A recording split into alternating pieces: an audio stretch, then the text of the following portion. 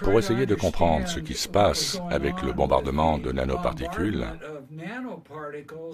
j'ai maintenant décidé de tester des lichens.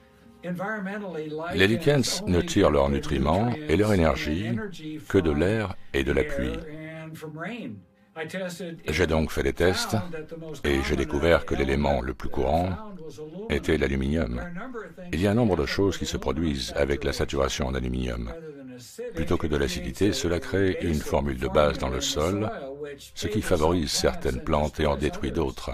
Au niveau des systèmes racinaires, un impact significatif se produit sur leur absorption et l'assimilation des nutriments. Le pH de la pluie est 10 fois plus alcalin que par le passé. Le pH du sol est 10 fois plus alcalin qu'avant. Pour les sols acides, il est devenu neutre. Il n'a pas beaucoup dépassé la neutralité, mais il est toujours 10 fois plus alcalin qu'il ne devrait l'être. Le sol a été l'élément le plus détruit de la Terre. Nous savons que le sol contient des dizaines de milliers d'espèces différentes de microbes, de bactéries, de champignons, de vers parasites qui sont absolument essentiels pour que le sol produise la nourriture qui nous nourrit. De nombreux travaux ont été réalisés sur le tabac, le blé et le seigle pour montrer que la germination de semences en présence de nanomatériaux d'oxyde d'aluminium, par exemple, étourdit de manière significative la croissance des racines et conduit à une plante qui a été compromise. La plupart de l'oxygène qui est produit par notre Terre est produit par des choses comme les arbres, les algues et les cyanobactéries. Toutes ces formes de vie sont négativement impactées par l'exposition aux nanoparticules d'oxyde d'aluminium et d'autres nanomatériaux. Vous voyez ces plantes plus petites devant avec les feuilles très décolorées? C'est une infection fongique due aux métaux biodisponibles qui tuent les microbes du sol en changeant son pH et en changeant la composition du sol forestier. Il y a un horrible effet domino. Des spécimens matures de Manzanita sont morts et noircis à cause d'une infection fongique.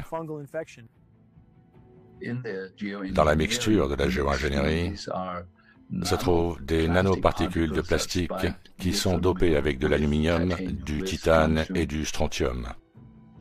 En gros, les océans sont couverts d'une couche de plastique.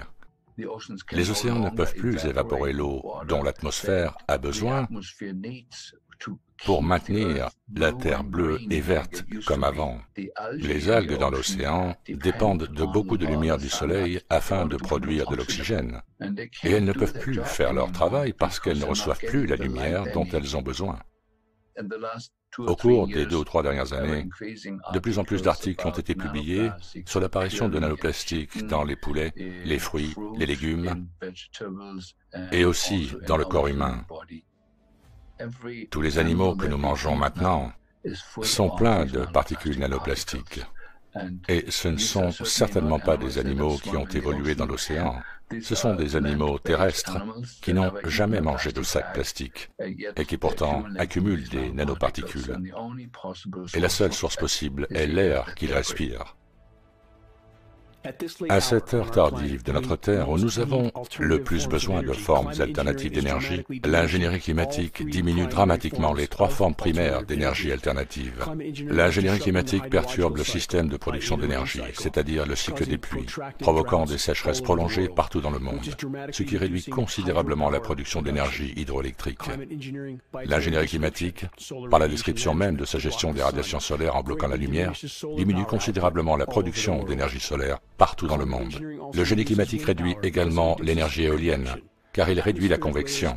Les couches atmosphériques de particules réfléchissantes réduisent la convection qui à son tour réduit le vent, ce qui réduit l'évaporation et ce qui diminue encore la production potentielle d'énergie pour toutes les autres formes d'énergie. Beaucoup sont absolument dépassés lorsqu'on leur présente la question de l'ingénierie climatique. Ils essaient de se convaincre que notre gouvernement ne ferait jamais cela, mais cette conclusion ne tient pas la route face aux données disponibles.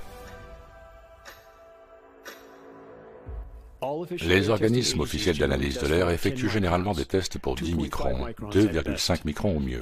Les tests atmosphériques ont prouvé que les aérosols issus du génie climatique sont incroyablement plus petits, de l'ordre de 20 à 100 nanomètres. Plus la particule est petite, plus elle est mortelle à inhaler. Les études scientifiques disponibles prouvent que les cœurs et les cerveaux humains ne contiennent pas seulement des millions, mais des milliards de nanoparticules logées en eux. La plupart des gens savent que les colonies d'abeilles s'effondrent, mais la plupart ne savent pas que les populations d'insectes en général s'effondrent aussi. Partout dans le monde, les abeilles meurent de symptômes ressemblant à la maladie d'Alzheimer et la démence chez l'homme parce qu'elles sont bourrées d'aluminium. Pourquoi les apiculteurs ne le reconnaissent-ils pas? Pourquoi cela ne fait-il pas la une de tous les journaux?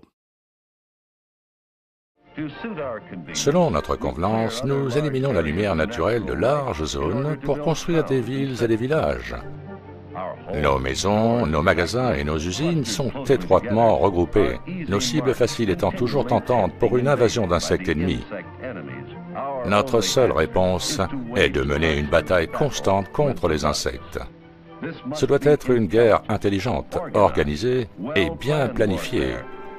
Nous devons combattre nos ennemis insectes avec toutes les armes que notre imagination et la science peuvent imaginer. La guerre chimique est une mort rapide pour nos ennemis, qu'elle soit utilisée à petite ou à grande échelle. De vastes zones peuvent être traitées en peu de temps, un avantage exceptionnel dans notre guerre contre les insectes. Que cela fait-il pour un insecte d'être empoisonné par un avion de pulvérisation? Ne le savons-nous pas tous? Y a-t-il une différence entre le saupoudrage d'insecticides sur les cultures et les opérations de pulvérisation de l'ingénierie climatique mondiale qui ont depuis longtemps contaminé la Terre entière et chacune de nos respirations? Comment peut-on l'éviter? La réponse est que nous ne le pouvons pas. On peut faire de la très haute qualité et le faire avec un simple jet et un moyen très simple de fabriquer des particules d'aluminium de haute qualité en pulvérisant de la vapeur d'aluminium qui s'oxyde. Les décisions d'implémentation se feront de risque à risque. Le risque de le faire contre le risque de ne pas le faire. C'est très bien d'avoir des recherches sur de nouvelles applications technologiques qui sont bénéfiques. Mais cela doit être équilibré en même temps avec l'étude des effets négatifs, s'il y en a. Et il se trouve que l'armée de l'air a mené une étude à partir de 1993 appelée « Toxicité in vitro des nanoparticules d'aluminium sur les macrophages alvéolatoires de rats ». C'est une façon très sophistiquée de dire « tester l'effet des nanoparticules d'aluminium sur les globules blancs dans les petits sacs d'air de vos poumons, les alvéoles ». Et ce qu'ils ont trouvé dans cette étude de 8 ans, c'est que ces particules, lorsque vous y êtes exposé assez longtemps, suppriment la capacité de vos globules blancs à vous défendre contre les infections aériennes qui entrent dans vos poumons. Et donc, en respirant ce matériau, votre système immunitaire est dramatiquement supprimé. Si on ne peut pas respirer, si on ne peut pas inhaler, sans aspirer des particules hautement toxiques, biodisponibles et bioaccumulables, qui se logent dans nos systèmes comme une plaque, des éléments comme l'aluminium, le barium et le strontium qui sont très toxiques en eux-mêmes mais qui, une fois combinés, deviennent exponentiellement plus toxiques. 70% des nanoparticules qui sont déjà en nous sont introduites dans nos systèmes par le biais de la respiration. Donc nous les respirons dans notre nez, les sinus ethmoïdaux les collectent, et elles peuvent alors migrer vers notre lobe frontal à travers le nerf olfactif. Et là, elles peuvent générer des espèces réactives de l'oxygène et causer des dommages cérébraux de différents types. Tout ce que nous savons actuellement suggère que la génération d'espèces réactives de l'oxygène est la cause du vieillissement, la cause de presque toutes les maladies que nous connaissons, certainement la démence, mais aussi d'autres maladies également. Beaucoup de nanoparticules, pas toutes, mais beaucoup d'entre elles, contiennent des ions métalliques. Les ions métalliques sont de puissants générateurs d'espèces réactives de l'oxygène. Quand vous avez des nanoparticules dans le corps, elles sont assez petites pour aller partout. Il n'y a pas de barrière pour elles dans aucune partie du corps. Elles traversent la barrière hémato-encéphalique, elles traversent les membranes cellulaires, et elles sont encore plus réactives ou peuvent être plus dommageables que les particules de virus. Nous avons des défenses naturelles contre les virus. Nous n'avons pas de défense naturelle contre les nanomatériaux. Et encore une fois, ils ne quittent jamais notre système, ils ne meurent pas, ils ne sont pas éliminés, nous ne produisons pas d'anticorps contre eux. Donc nous exposons l'humanité à une classe de matériaux qui continueront à endommager les tissus biologiques pour la durée de vie de l'organisme. Les Japonais ont développé une méthode de lavage du sang appelée aphérèse, qui était utilisée pour réduire le cholestérol et les graisses dans le sang. Puis un brillant toxicologue allemand est arrivé à modifier cette procédure pour lui permettre non seulement de nettoyer le sang, mais aussi le plasma du tissu conjonctif, ce qui pénètre beaucoup plus profond dans le système. Le volume entier de sang et de plasma est passé plusieurs fois dans un système aphérèse, ce qui élimine tout ce qui est toxique. Et avec cette méthode, c'est la première fois que vous pouvez réellement mesurer la charge corporelle, combien il y en a dans le corps entier. Et il s'avère que l'aluminium, en nanoparticules, est d'un facteur de 94 à 120 fois plus répandu que n'importe quelle autre toxine, les nanoparticules d'aluminium. Et nous savons que nous absorbons les vapeurs d'aluminium en les mangeant. Cela ne peut pas être la seule façon d'obtenir ces niveaux élevés d'aluminium. La seule manière d'obtenir ces niveaux si élevés, c'est soit par inhalation, soit par injection. Ce fut une grande prise de conscience. Laisser l'évolution d'un programme avoir un impact sur mes petits-enfants, et même sur mes enfants, pas nécessairement pour moi, est une préoccupation très personnelle, celle de savoir comment cela va se répercuter sur les éléments de ma famille. Je trouve souvent que ceux qui remettent en question les actions du gouvernement ne veulent pas s'impliquer avant que cela ne les affecte directement. Si vous regardez le ciel, cela vous affecte directement. Si vous avez une famille, vos enfants, votre femme, votre mari, les membres de votre famille élargie, vos animaux, cela nous affecte tous directement. Comment peut-on prétendre que les gouvernements et les armées du monde entier ne pulvériseraient pas des armes chimiques et biologiques sur les populations, alors qu'il y a littéralement des centaines de cas historiquement documentés indiquant que de telles opérations sont en cours depuis des décennies? De nombreuses expériences de guerre biologique ont été menées officiellement utilisées pour tester la portée et les modèles de dispersion des particules aérosols et des agents biologiques. Rien qu'aux États-Unis, en 1977, 239 tests biologiques à l'air libre ont été menés sur des populations américaines non informées. Des tests furent menés tout au long du XXe siècle, dont beaucoup ont eu lieu en même temps que l'intensification secrète des opérations d'ingénierie climatique. Nous sommes censés croire que ces expériences étaient bénignes et sans rapport avec les opérations d'ingénierie climatique, comme c'est le cas avec l'exposition croissante aux transmissions de micro-ondes partout dans le monde. Beaucoup de ces tours, dont on nous dit que la plupart ne sont que des tours de communication cellulaire, ont des entrées d'alimentation électrique 10 fois plus importantes que ce qui est nécessaire pour la communication. La toxicité synergique cumulative de ces opérations s'accumule à l'intérieur de chacun d'entre nous. Ce qui nous rend sensibles aux ondes Wi-Fi et aux radiations électromagnétiques en général sont les métaux dans notre corps. Et nous n'avons jamais eu d'aluminium dans nos mitochondries. Sa présence dans nos mitochondries fait résonner l'intérieur de celles-ci avec le Wi-Fi. Et elle commence à chauffer. Et cela commence à détruire l'ADN mitochondrial à un rythme très très rapide. Et donc, c'est vraiment la synergie des métaux dispersés dans notre corps et le Wi-Fi qui fait de notre corps une antenne résonante avec l'environnement Wi-Fi lui-même. Et bien sûr, vous savez que nous passons maintenant de 3 ou 4 à 5G avec une augmentation constante de l'amplitude de l'énergie qui est délivrée dans nos systèmes. C'est un de ces choix de vie ou de mort. Mais nous ne parlons pas seulement de ma vie ou de votre vie. Nous parlons de quelque chose qui est en train de tuer le système vivant fondamental de la Terre. Nous sommes maintenant baignés dans une soupe composée d'aluminium nanométrique. Le glyphosate forme 6 sels différents avec l'aluminium et fonctionne comme un porteur pour transporter l'aluminium profondément dans notre cerveau. Et la seule autre chose qui manquait pour ouvrir les parois cellulaires, ouvrir la barrière hémato-encéphalique, c'est l'exposition croissante aux fréquences radio. La moitié des personnes qui écoutent cette vidéo mourront avec une démence ou à cause de la démence. Et la principale cause de démence sont les nanoparticules d'aluminium.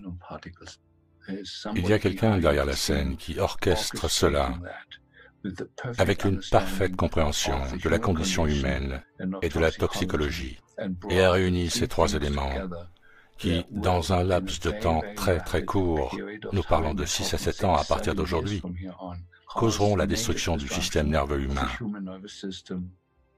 ce qui pourrait être arrêté par un simple interrupteur. Nous pourrions avoir un monde propre demain.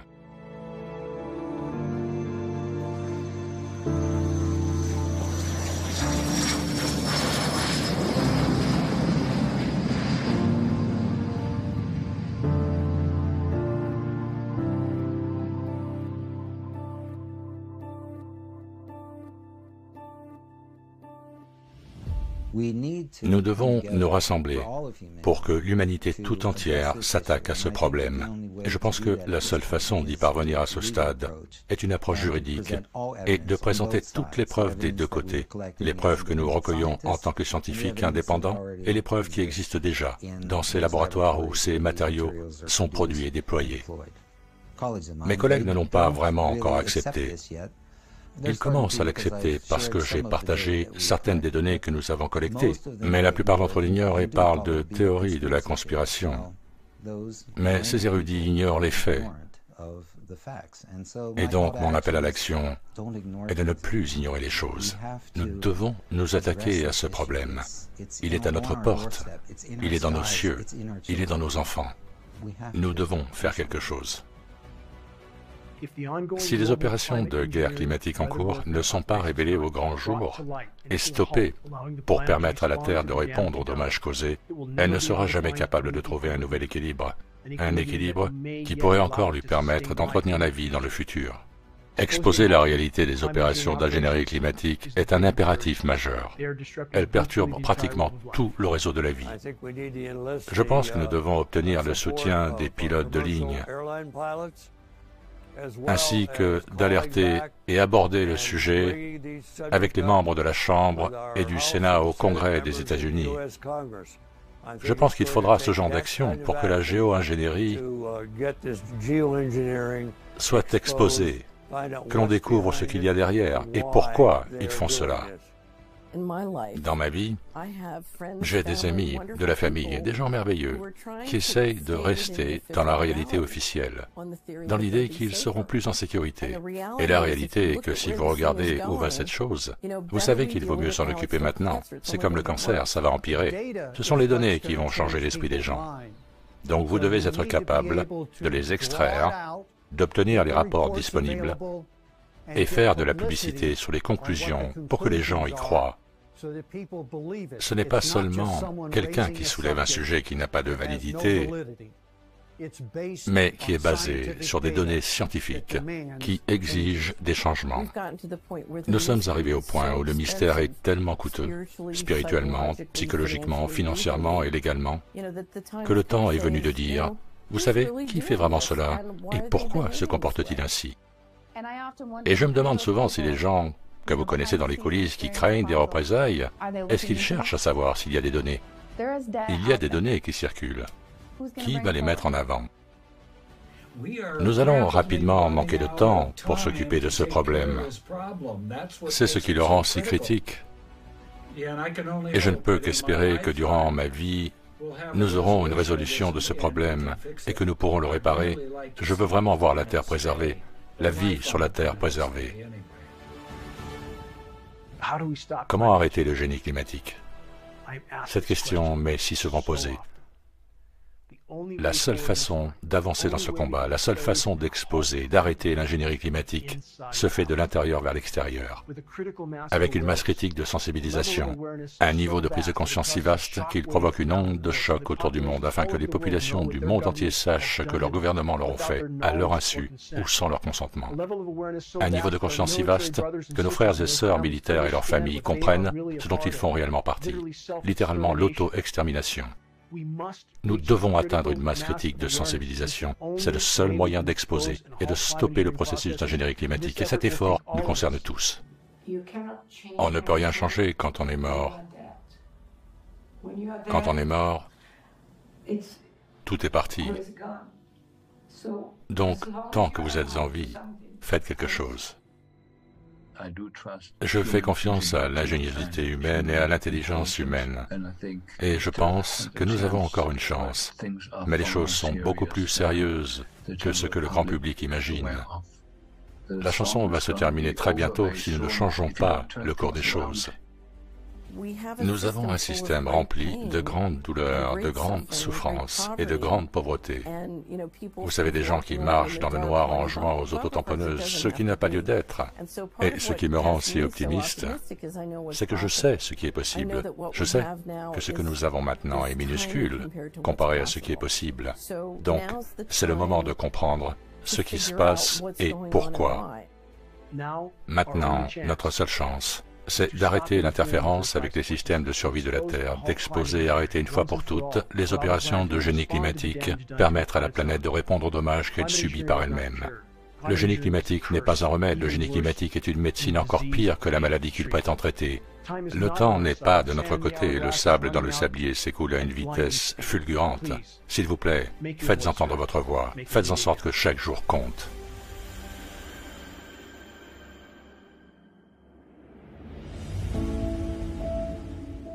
S'il vous plaît, pardonnez-moi si j'ai pendant un instant poussé un coup de gueule sur les souvenirs de mon ancienne vie, ma vie d'avant les 20 dernières années de mes tentatives désespérées de tirer la sonnette d'alarme. J'ai passé tant de temps sur ou près de l'océan que j'ai obtenu mon brevet de plongée à l'âge de 14 ans. Être sous les vagues a toujours été une évasion vers un autre monde. Un monde qui avait encore du sens. Un monde dans lequel j'ai souvent senti que je voulais rester. Et je me sens si chanceux d'avoir vu et vécu la vie sous la surface de la mer dans de nombreuses régions du monde. Les eaux de la Nouvelle-Zélande, de l'Australie, des mers du Sud et des Fidji, les régions les plus éloignées, la mer de Cortez, le golfe de Californie. Mais la grande majorité de mes séjours sabbatiques se sont déroulés sur les côtes des îles anglo-normandes au large de la Californie. D'incroyables forêts de laminaires étaient autrefois étendues, miraculeuses et florissantes. Je me promenais dans une solitude totale à travers ces paysages sous-marins mystiques qui étaient grouillants de vie. Quand la clarté de l'eau était à son maximum, la visibilité pouvait être bien au-delà de 30 mètres. Et ces jours-là, les rayons du soleil brillaient à travers les tiges de varech qui s'élevaient si loin en dessous de moi que c'était comme être dans la canopée d'une forêt médiévale perdue depuis longtemps. En me frayant un chemin à travers les massifs de varech dans un silence total, j'avais l'impression d'être un oiseau sauvage et libre, volant dans un paradis intact et préservé, d'une beauté inimaginable, avec tant d'espèces jouant toutes leur rôle individuel dans la toile miraculeuse de la vie. Les phoques, qui se frayaient un chemin à travers les algues, modifiaient souvent leur trajectoire et s'approchaient de moi en me regardant fixement dans mon masque, directement dans mes yeux. Ils étaient curieux. Beaucoup de mes souvenirs de la forêt de varech semblent maintenant être un rêve très lointain d'une autre vie. Des moments dont je savais qu'ils étaient en train de m'échapper même lorsqu'ils se produisaient. C'était magnifique.